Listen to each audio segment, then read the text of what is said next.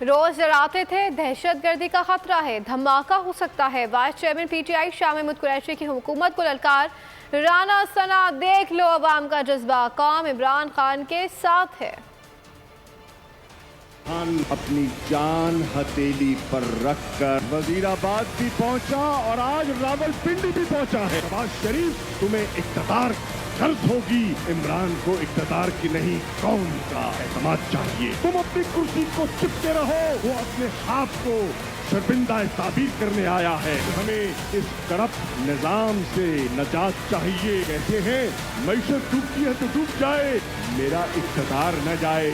وہ سفر جو 26 سال پہلے شروع کیا تھا، آج اس کا ایک نیا موڑ آ چکا ہے۔ فیصلہ کرنا ہے کس راستے پہ سفر کرنا ہے۔ ایک راستہ ماضی کا راستہ ہے، بزدلی کا راستہ، جس کے اندر انصاف نہیں ہے، جس کے فیصلے یا ملک کے باہر ہوتے ہیں یا بند کمروں میں طاقتور طبقے ڈیلیں کر کے ضمیروں کی منڈی لگا کر کرتے۔ دوسرا راستہ ہے اور وہ راستہ آزادی کا راستہ ہے، غیرت اور دلیری کا راستہ، خودداری کا راستہ ہے۔ یہ دو راستے ہیں جس کے اندر پاکستان نے فیصلہ کرنا ہے کہ کس راستے کے اوپر چلنا ہے۔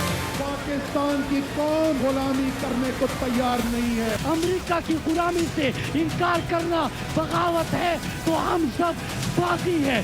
اپنے ملک، اپنے لوگوں، اپنی دین کی بات کرنا اگر بغاوت ہے تو ہم سب باقی ہے۔ ہمارا ڈیمانڈ ہے کہ الیکشن کرو۔ یہ کہتے ہیں ہم تو ہار جائیں گے، اور ہار جاؤ گے یا جیت جاؤ گے لیکن پاکستان کو ہرا دو گے۔ ہم پرامن احتجاج کرنے آئے ہیں۔ ان کو تو افخام میں بھی عمران خان نظر آتا ہے۔ یہ بچوں کو کہتے ہیں خاموش ہو جاؤ، عمران خان نہ سن لے۔ تو اے ڈرپوک ہو، اے بزدلو، آ جاؤ میدان میں مقابلہ کرو۔ مریم نانی، تم نے اپنی نااہلی ختم کروائی۔ گوال منڈی سے لے کر کشمیر تک حلقہ چنو، سرتاج گل تمہیں گھر میں گھس کے ہرائے گی۔ عمران خان۔ اگر آپ کو ہماری یہ ویڈیو پسند آئی ہے تو لائک پر کلک کیجیے۔ آپ یہ سمجھیں یہ جو حق ہے نا، حق پہ کھڑے رہنا اور حق کو بولنا، یہ دور سے لگتا ہے تنہا ہو گئے لوگ۔ آپ خان صاحب کو دیکھیں، تنہا دکھائی دینے، ساری جماعتیں مل کر ان کے خلاف ہیں، لیکن آج بھی پاکستان کے عوام اس حق کی آواز کے پیچھے جو ہے 80% سے زیادہ عوام ان کے ساتھ ہے۔ سیم ایگزیکٹلی اسی طریقے سے بول کی کہانی ہے بھائی، بالکل الگ آپ کو تنہا دکھائی دے گا، ہر جگہ آپ کو کھڑا ہوا نظر آئے گا، ہٹے گا نہیں کسی چیز سے، اور اس کے ساتھ بھی 80% عوام اگر آج آپ دیکھیں تو اسے بول دیکھ رہی ہے۔